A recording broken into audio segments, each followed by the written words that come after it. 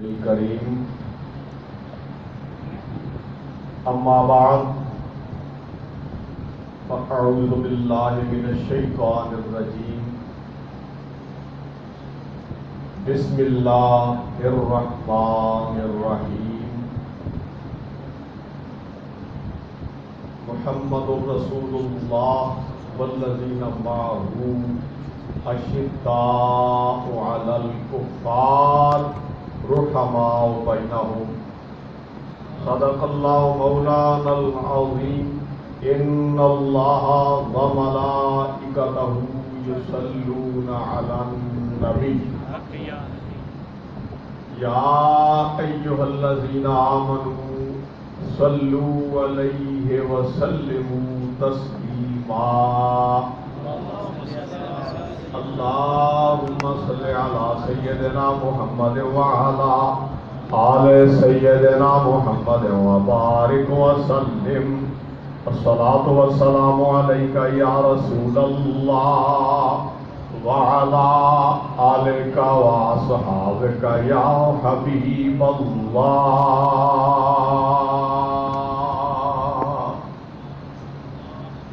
محترم مولانا حافظ محمد ناصر صاحب، دیگر شرکائے محفل،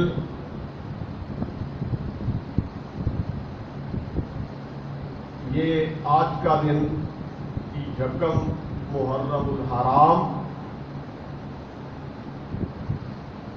حضرت عمر بن خطاب رضی اللہ تعالی عنہ کی شہادت کا دن ہے۔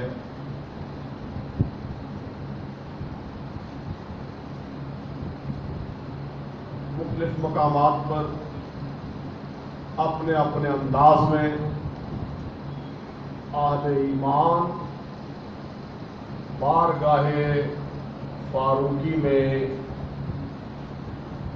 ہدیہ یقینت پیش کر رہے ہیں۔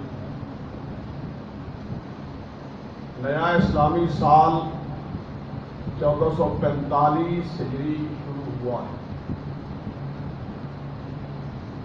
سال کا آغاز عمر بن خطاب رضی اللہ تعالی عنہ کے ذکر خیر کے ساتھ، یہ نیک فعل ہے۔ عمر بن خطاب رضی اللہ تعالی عنہ جب مسلمان ہوئے تو ان کے آنے سے مسلمانوں کے حوصلے بلند ہوئے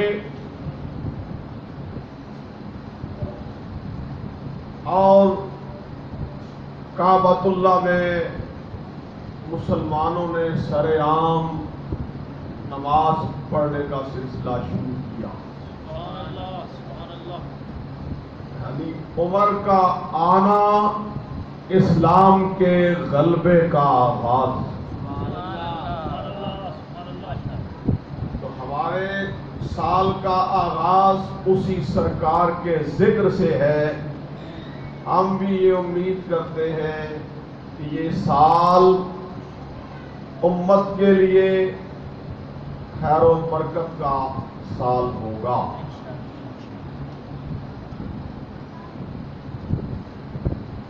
احباب گرامی، ہمارے ماحول میں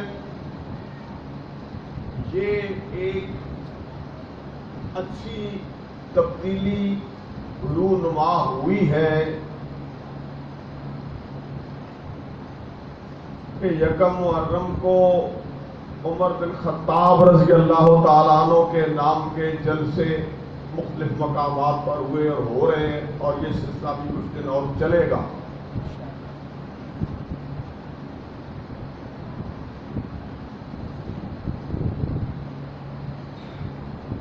شہدائے کربلا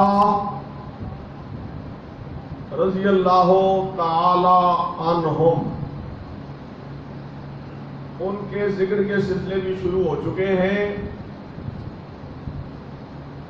ان کی بھی محافل ہوگی، اور بالخصوص عاشور کو 10 محرم کو تو اہل سنت و جماعت کے بڑے بڑے جلسے اور محافل ہوگی. اور کل میں نے ان سرکاروں کے حضور ہدیہ پیش کرنے کے لیے نوافل بھی بتائے تھے کہ ہر رات یہ 10 راتیں لگاتار 4 رکعت نفل پڑھے، ہر رکعت میں 15 بار قل هو اللہ شریف. 4 رکعت پڑھنے کے بعد ایصال ثواب کریں حضرت سیدنا امام حسن رضی اللہ تعالیٰ عنہ اور سرکار سیدنا امام حسین رضی اللہ تعالیٰ عنہ.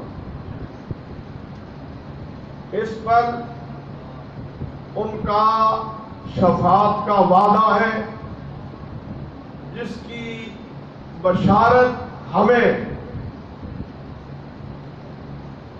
ایک ولی کامل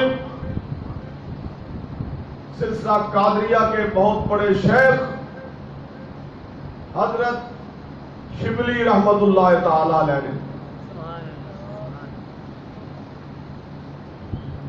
تو ہم اہل بیت کے حضور بھی ہدیہ عقیدت پیش کر رہے ہیں اور کریں گے، اور ساتھ ساتھ صحابہ پاک کا ذکر بھی ہوتا رہے گا. اور یہ ممکن ہی نہیں ہے کہ صحابہ کے ذکر کے بغیر اہل بیت کا ذکر ہو سکے، کہ اہل بیت کی شان میں جتنی روایات ہیں ہر روایت کسی نہ کسی صحابی کی روایت ہے. صحابی نے رسول اللہ سے سنا، آگے امت کو بیان کیا. جو اہل بیت کے فضائل امت کو صحابہ نے بتائے ہیں، تو پھر اہل بیت کے فضائل کی محفل صحابہ کے ذکر کے بغیر ہو کیسے سکتی ہے؟ ہاں یہ ہو سکتا ہے جہاں صرف راوی کا لفظ بولا جاتا ہے. راوی کہتا ہے آج تک راوی کا نام نہیں لیا. راوی کا نام کیوں نہیں لیا جاتا؟ یا تو وہ ہوتا ہی کوئی نہیں نا، وہ تو ہوتا ہی کوئی نہیں. اور اگر ہوتا ہے تو اس کا نام لینے سے موت پڑتی ہے. یا تو راوی ہے ہی کوئی نہیں، اور اگر ہے تو پھر کون؟ یا پھر ابو ہریرہ ہے، یا انس ہے، عبداللہ بن عمر بن العاص ہے، عبداللہ بن عمر ہے، ابو سعید خدری ہے، حضرت عائشہ ہے رضی اللہ تعالیٰ عنہ. اہل بیت کے فضائل سرکار سے سنے، امت کو سنائے. اس سے ہی پتہ چلتا ہے کہ اگر یہ دو متضاد اور مخالف جماعتیں ہوتی تو پھر صحابہ اہل بیت کے فضائل کو یوں بیان نہ کرتے، پھر وہ فضائل کو چھپاتے. فضائل کو چھپایا نہیں ہے، سر عام فضائل کو بیان کیا ہے. یہ فضائل کا بیان کرنا ہی بتا رہا ہے کہ آل اور صحابہ میں کوئی دشمنی نہیں ہے. محمد الرسول اللہ والذین معہ اشداء علی الکفار رحماء بینہم. جو محمد اللہ کے رسول ہیں، جو ان کے ساتھ ہیں، وہ کافروں پر بڑے ہی سخت ہیں، آپس میں رحم دل ہیں. تو قرآن نے تو یہ بتایا ہے. قرآن نے یہ نہیں بتایا کہ آپس میں دشمنی ہے. قرآن نے یہ نہیں کہا کہ ہر وقت ایک دوسرے کے خلاف سازشیں کرتے رہتے تھے. نعوذ باللہ من ذالک. قرآن نے ایسا نہیں کہا. قرآن تو کہہ رہا ہے کافروں پر سخت ہے، آپس میں رحم دل ہے.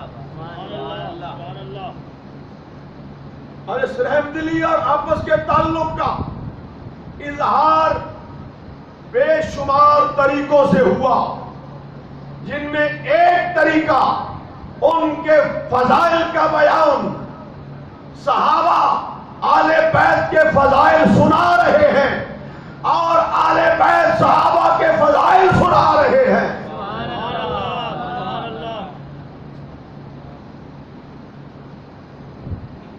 فریقین کی کتابوں میں یہ روایات موجود ہیں،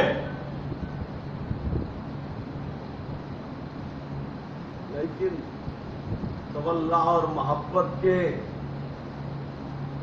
جھوٹے دعوے کے ساتھ لوگ امامان دین و شریعت فرزندان علی و زہرا رضی اللہ تعالیٰ عنہما کی توہینیں کرتے ہیں، ان پر بدترین الزام لگاتے ہیں.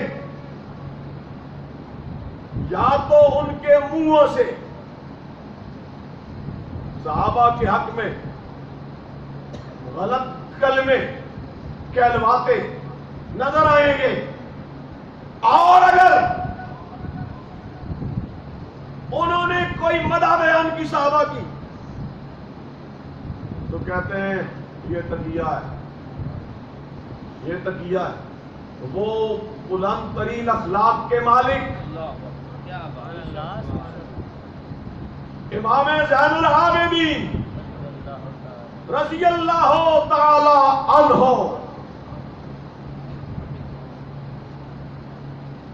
بہت بلند اخلاق لوگ، گندی باتیں نہیں کرنے والے، غیبتیں نہیں کرنے والے، مسلمانوں کی برائیاں بیان کرنے والے نہیں ہیں. یہ ان کے ساتھ یہ ظلم کرتے ہیں کہ غلط باتیں ان سے منسوب کرتے ہیں.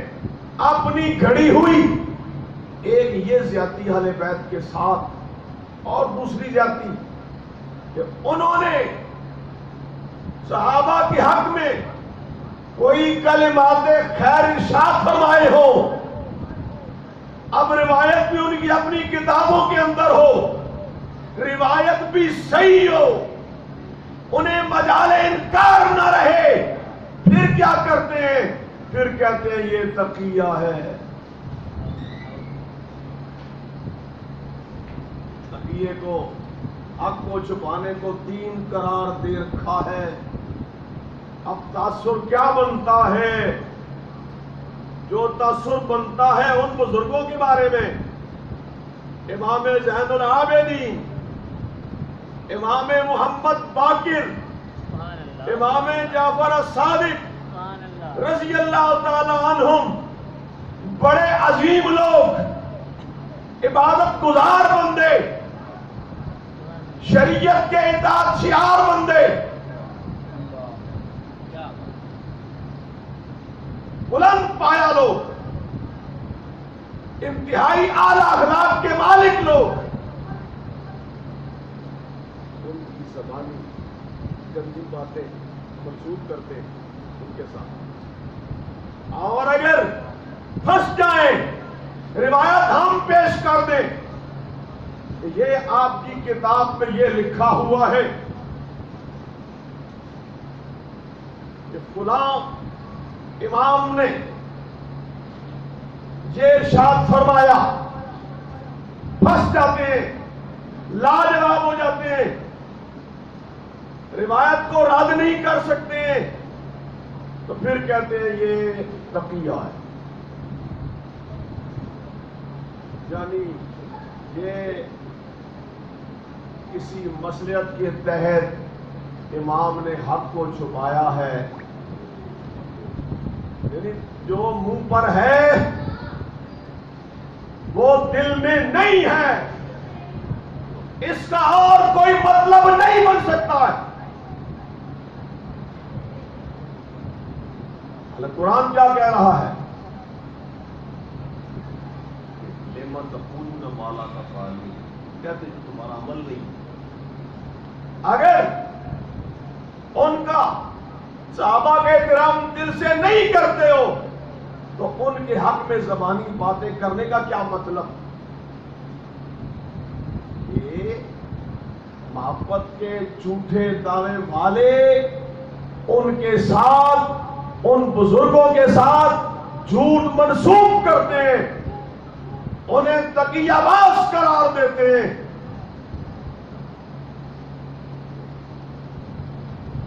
ہم تو یہ سمجھتے ہیں کہ وہ اتنے عظیم لوگ تھے کہ جو دل میں تھا وہی زبان پر تھا، جو زبان پر تھا وہی دل میں تھا۔ دوغلاپن ان میں نہ تھا۔ اب یہاں میں ایسی ایک روایت آپ کے سامنے پیش کرتا ہوں۔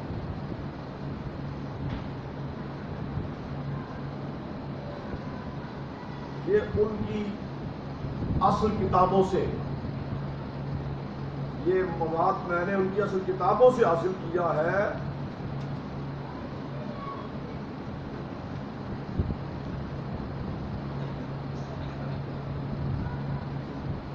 کتاب ہے کشف الغمہ فی معرفت الائمہ، ان کی بڑی مشہور کتاب، بڑی مشہور، بڑی معتبر ہے ان کے نزدیک۔ اس میں لکھا ہوا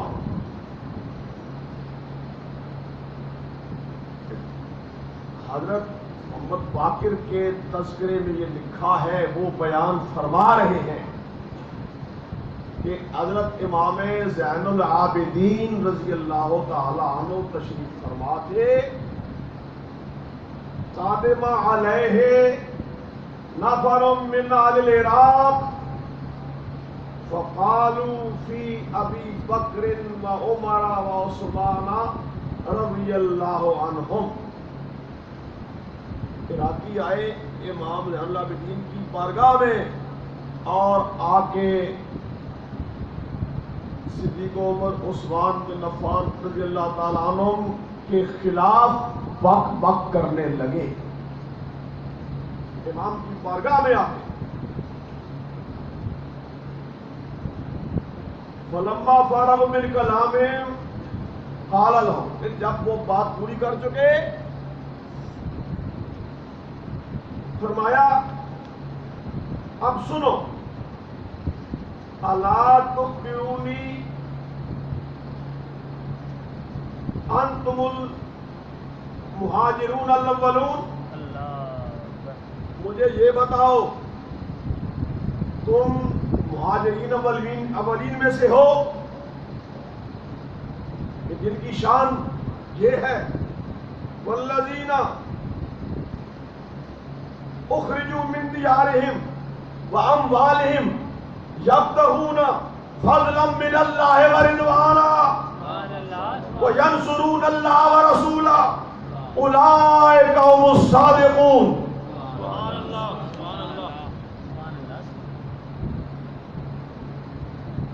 وہ جو اپنے گھروں سے نکالے گئے، اپنے مال و دولت سے الگ کر دیے گئے، نکلے کیوں نکالے گئے؟ یبتغون فضلا من اللہ ورضوانا، اللہ کا فضل چاہتے ہیں، اللہ کی رضا چاہتے ہیں، وَيَنْصُرُونَ اللَّهَ وَرَسُولَهُ، اور وہ مدد کرتے ہیں اللہ اور اس کے رسول کے دین کی۔ اولئک هم الصادقون، وہی سچے لوگ ہیں۔ یہ شان ہے مہاجرین مکہ کی۔ اب امام زین العابدین ان سے فرماتے ہیں گستاخوں سے، اور گستاخوں، عراقیوں، ان تینوں پہ تان کرنے والوں، بتاؤ کیا تم مہاجرین مکہ میں سے ہو؟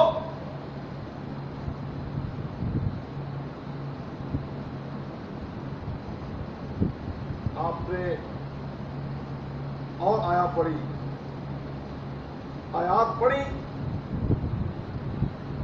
تو فرمایا کیا تم ان میں سے ہو؟ کہتے ہیں جی نہیں، ہم ان میں سے تو نہیں ہیں۔ فرمایا کیا پھر تم ان میں سے ہو جو انصار مدینہ ہیں کہ جن کی شان میں قرآن نے فرمایا والذین تبوؤا الدار والایمان من قبلہم یحبون من ہاجر الیہم ولا یجدون فی صدورہم حاجۃ مما اوتوا ویؤثرون علی انفسہم ولو کان بہم خصاصہ۔ سبحان اللہ، سبحان اللہ۔ خود انگی میں نے مکہ کا استقبال کیا ہے، ان کو اپنے ساتھ ملا لیا ہے، ہر معاملے میں شریک کر لیا ہے۔ وہ جنہوں نے گھر بنا لیا مدینہ میں، والذین تبوؤا الدار والایمان، اور گھر بنا لیا ایمان میں، من قبل، پہلے یحبون من ہاجر الیہم، محبت کرتے ہیں ان سے جو ہجرت کر کے آئے ہیں۔ امام نے فرمایا او کم بخت عراقیو، کیا تم انصار مدینہ میں سے ہو؟ کہتے ہیں کہ نہیں، ہم ان میں سے بھی نہیں ہیں۔ فرمایا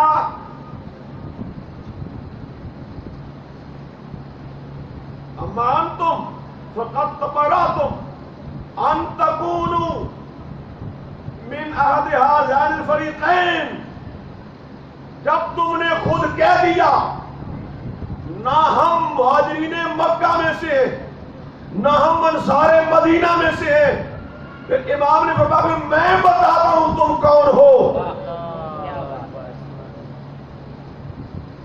وَأَنَا أُشْهِدُ، میں اس بات کی گواہی دیتا ہوں انکم لستم من الذین قال اللہ فیہم والذین جاؤوا من بعدہم یقولون ربنا اغفر لنا ولإخواننا الذین سبقونا بالایمان۔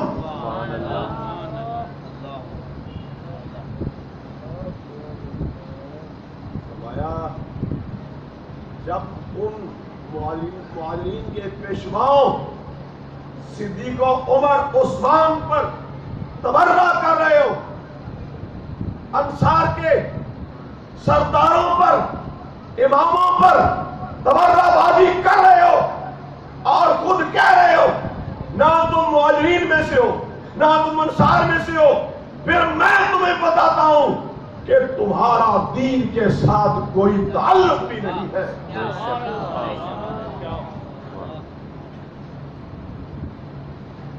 قرآن نے یہی تین طبقے بتائے، والسابقون الاولون من المہاجرین والانصار والذین اتبعوہم بإحسان رضی اللہ عنہم ورضوا عنہ۔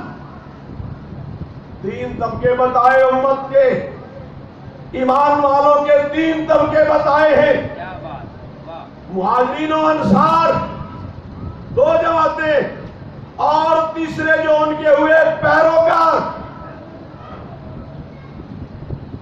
ان کے علاوہ امام زین العابدین کا فتویٰ ہے، اور ان کی کتاب سے میں دکھا رہا ہوں امام کے نزدیک صدیق عمر عثمان پہ تبرہ کرنے والے کا اسلام سے کوئی تعلق نہیں رہتا۔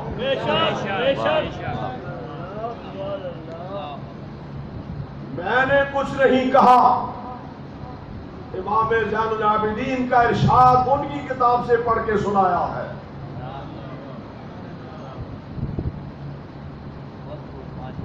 جب یہ ارشاد فرما چکے، پھر امام نے کیا کہا؟ اخرجوا عنی، اخرجوا عنی۔ اخرج کا مطلب نکل جاؤ، اخرج تم نکل جاؤ۔ اور جب خفگی میں کہا جائے، خفگی میں جب کہا جائے، غصے میں کہا جائے، تو پھر ہمارے محاورے میں ترجمہ کیا ہوتا ہے؟ او عراقیوں میری بارگاہ سے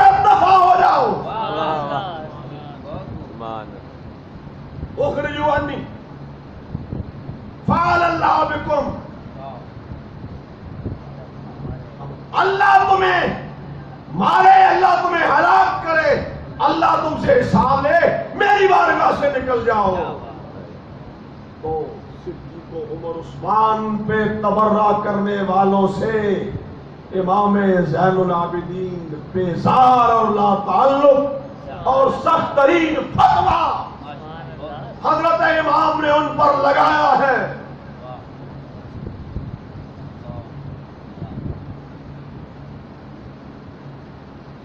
اب اس کا انکار ہو نہیں سکتا۔ جب انکار نہیں ہو سکتا پھر کیا کرتے ہیں؟ پھر کہتے ہیں یہ تقیہ ہے۔ وہ پھر یہ بھی نعوذ باللہ من ذالک ان اماموں کی توہین ہے کہ وہ کبھی حق کہتے ہی نہیں ہیں، کبھی حق نہیں کہتے۔ ان کی شان تو یہ ہے کہ سرکار حسین پاک میدان کربلا میں کہ ادھر دنیا ہے اور دنیا کے بندے، ادھر دنیا ہے اور دنیا کے بندے، ادھر میرا خدا ہے اور میں ہوں۔ بالکل تنہا ہے۔ ایک بیمار بیٹا خیمے میں بخار میں تڑپ رہا ہے۔ آل بیت کے افراد اور محبین سارے شہید ہو چکے ہیں۔ اب خاندان نبوت کی شہزادیاں آخری سہارا حسین پاک کی ذات اور دشت بلا میں کربلا کے ویرانے میں